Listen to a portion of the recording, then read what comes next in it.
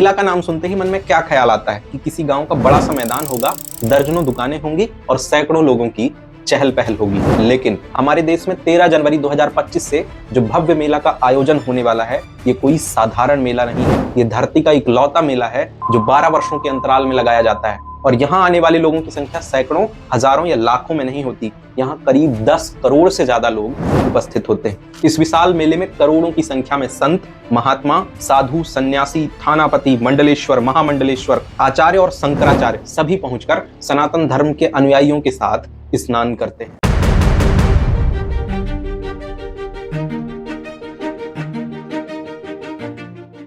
हाँ, हम बात कर रहे हैं महाकुंभ की। पर इस बार 2025 का जो महाकुंभ है, इसे बृहद महाकुंभ या पूर्ण महाकुंभ कहा जा रहा है। पर क्यों? आखिर ये इतना विशाल समागम क्यों है? पूरी दुनिया से करोड़ों लोग क्यों आते हैं यहाँ स्नान करने? इस कुंभ को आखिर कब, क्यों और कैसे मनाया जाता है? इस विशाल आयोजन की व्यवस्था कैसे होती है? किसके क्या दायित्व होते हैं? सरकार का क्या योगदान होता है? और इस बार 2025 के महाकुंभ में उत्तर प्रदेश सरकार को महाकुंभ मेला क्षेत्र नाम का एक टेम्परेरी जिला क्यों बनाना पड़ रहा है? ये सब कुछ जानेंगे आज के इस वीडियो में। गंगे मैया की, गंगे मैया की, यमुने मैया की, यमुना मैया की, प्रयागराज भगवान की, नमः पार्वती पतिये हर हर।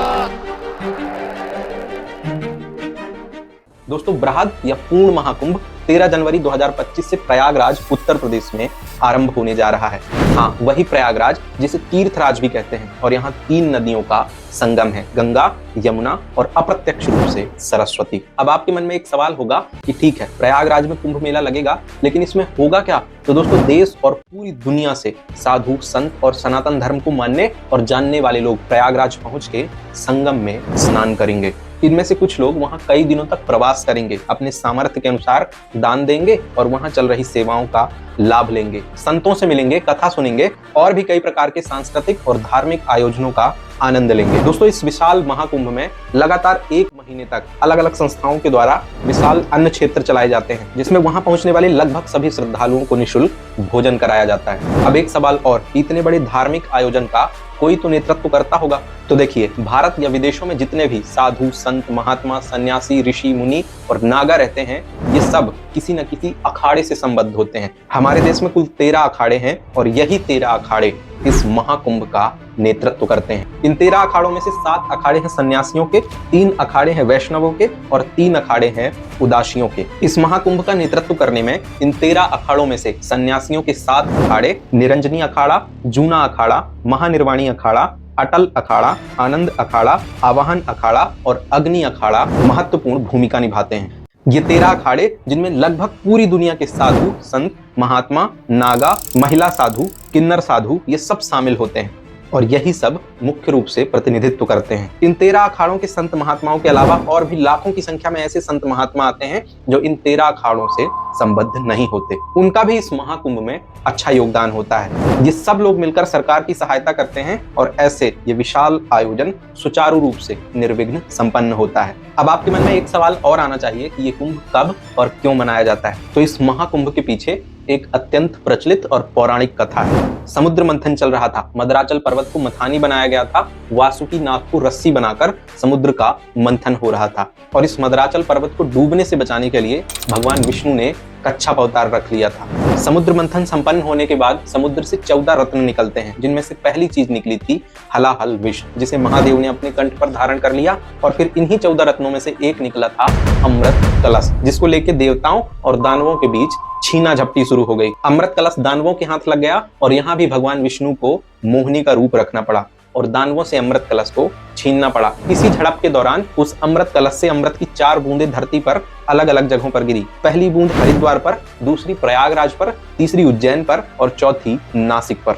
और जब ये घटना घट रही थी तब खगोलीय दशाएं कुछ इस प्रकार से थी, जिसमें बृहस्पति कुंभ राशि में प्रवेश कर रहा था और सूर्य मेष राशि में प्रवेश कर रहा था। और इसी घटना के बाद से जब भी आकाश में ऐसी खगोलीय दशाएं बनती हैं, मतलब बृहस्पति कुंभ राशि में प्रवेश करता है और सूर्य मकर राशि में प्रवेश करता है, तब महाकुंभ होता है।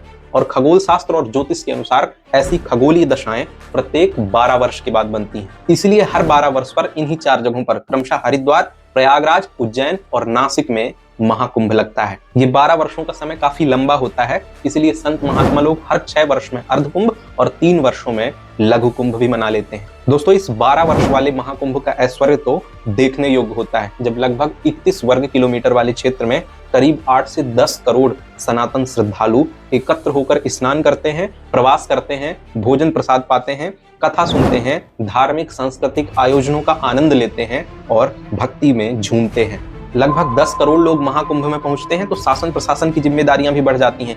इसीलिए लगभग 30,000 पुलिसकर्मी इस पूरे मेला क्षेत्र को घेर के रखते हैं। दुकानें कैसी लगेंगी, संतों के आश्रम अखाड़े कैसे बनेंगे, ये सब प्रशासन के लोग सुव्यवस्थित तरीके से तय करते हैं। संगम में लोगों को डूबने से बचाने के लिए भी जल सुरक्षा गार्ड तैनात किए जाते हैं, जो तैराकी में माहिर होते हैं और ऐसी किसी भी दुर्घटना के होते ही तुरंत एक्टिव होकर लोगों की सुरक्षा में लग जाते हैं। इसके साथ ही प्रशासन ने इस बार एक और नया तरीका अपनाया है, जिसमें राज्य सरकार ने कुंभ मेला क्षेत्र को एक नया टेम्परेरी जिला घोषित कर दिया गया है। यहाँ का अलग डीएम, एसपी, एडीएम, एसडीएम और तहसीलदार नियुक्त किए गए हैं, जो पूरी तरह से केवल कुंभ मेला क्षेत्र की सुरक्षा व्यवस्था सुनिश्चित करेंगे। जगह जगह पर कैमरे लगाए गए हैं, ड्रोन उड़ रहे हैं और हेलीकॉप्टर की मदद से अधिकारी और सुरक्षा कर्मी निगरानी कर रहे हैं। इस महाकुंभ का धार्मिक और पौराणिक महत्व तो है ही, लेकिन इस कुंभ का आर्थिक महत्व भी है। अगर आपको ऐसा लग रहा है कि ये कुंभ तो केवल बाबाओं के लिए है, संत महात्माओं के लिए है, तो आप गलत हैं। एक बार महाकुंभ के आयोजन से उस प्रदेश और देश की अर्थव्यवस्था में कई लाख करोड़ का उछाल देखने को मिलता है। हजारों प्रकार की दुकानें लगाई जाती हैं, जिससे लोगों को भीषण रोजगार मिलता है।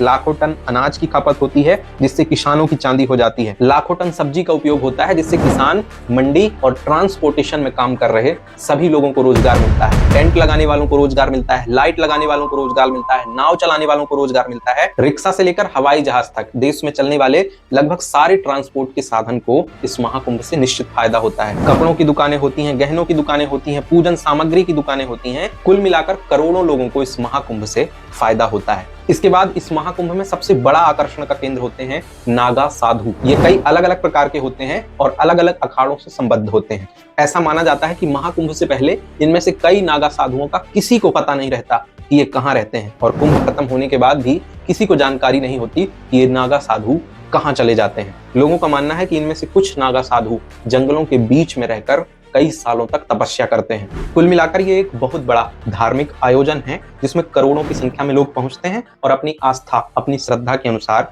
सेवाएं देते हैं, स्नान करते हैं और आनंद लेते हैं। इसका एक पहलू और है, सरकार की सुरक्षात्मक चूक और लोगों के अव्यवस्थित हो जाने की वजह से पिछले कुछ महाकुंभ में दुर्घटनाएं भी हुई हैं। इसलिए हम सबको ये ध्यान देना है कि हम अनुशासित रहें, सरकार ने जो सुरक्षा निर्देश दिए हैं उनका जरूर पालन करें। और अगर आपके पास कुंभ को लेकर कुछ इंटरेस्टिंग जानकारी हो तो हमें कमेंट करके जरूर बताइए, और ऐसे और वीडियोस के लिए इस चैनल को सब्सक्राइब कर लीजिएगा। शुक्रिया।